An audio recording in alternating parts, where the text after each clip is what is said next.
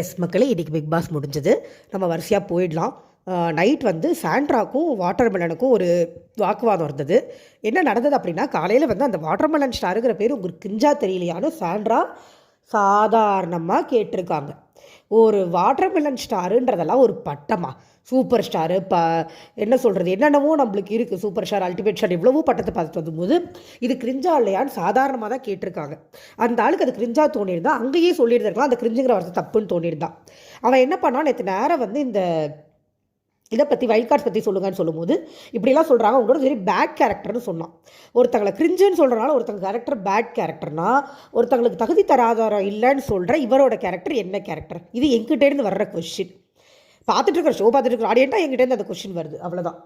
So இவர் யாராவது ஏதாவது சொன்னால் பேட் கேரக்டர், அவங்களுக்கு என்னை பேசுகிறதுக்கு தகுதி இல்லை, தராதரம் இல்லை, அவங்களுக்கு அறிவு இல்லை, யோசிக்கிற திறன் இல்லைன்னு எல்லா கம்ப்ளைண்ட்டும் மேலே வச்சிருவார். ஆனால் இவர் என்ன வேணாலும் பேசலாம், எப்படி வேணாலும் பேசலாம், அதை கேள்வி கேட்டாலும் சண்டைக்கு வராரு. அந்த இடத்துல ஒரு லிமிட்டுக்கு மேலே கையை நீட்டி கையை ஆட்டி ஆட்டி நீட்டி பேசினார்.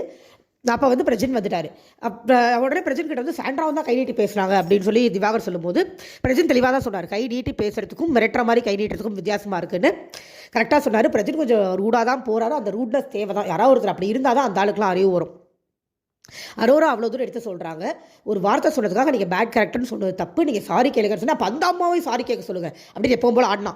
நீங்கள் முதல்ல கேளுங்க, அப்புறமா அவங்கள சொல்லலாம். நீங்கள் சொல்ல தப்புனா ஒத்துக்கவே இல்லை, கடைசி வரைக்கும் ஒத்துக்கல. எப்போ போல அதான் இல்லைமோ எனக்கு தெரியுமோ அப்படின்னு ஆரம்பித்தா வீக்கெண்டில் அவ்வளோ திட்டு வாங்கி அந்த ஆள் கொஞ்சம் கூட திருந்தலை. மக்களே, எனக்கு போன வீக்கெண்ட் சாட்டிஸ்ஃபைடாகவே இல்லைன்னு நான் சொன்னதுக்கு அதுதான் காரணம். இந்த ரோஸ்ட்லாம் இவங்களுக்கு பத்தவே பத்தாது.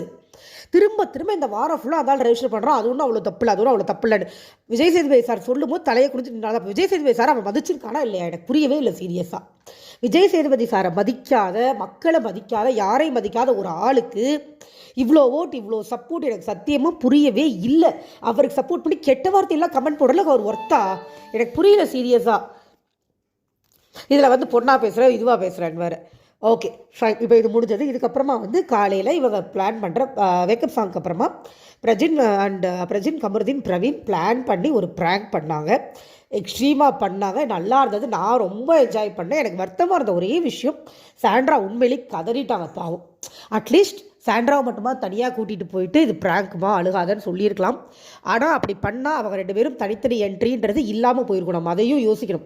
அவங்க ரெண்டு பேரும் தனித்தனி கண்டஸ்டன்ஸ். பிரஜின் மற்றவங்களுக்கு என்ன மரியாதை கொடுக்குறாரோ அதே மரியாதை தான் சாண்ட்ரா கொடுக்கணும். அவர் வந்து பொண்டாட்டின்னு பார்த்துட்டாருன்னா அந்த இடத்துல அவர் தனி கண்டஸ்டண்ட்டாக இருக்க மாட்டார். ஸோ வேறு வழி இல்லை. அவர் வருத்தப்பட்டாலும் சொல்லலை. அவர் வந்து போய் கன்ஃபெஷன் ரூமில் உட்காந்தப்பே தெரிஞ்சது அவரும் ஃபீல் பண்ணார் அப்படின்னு.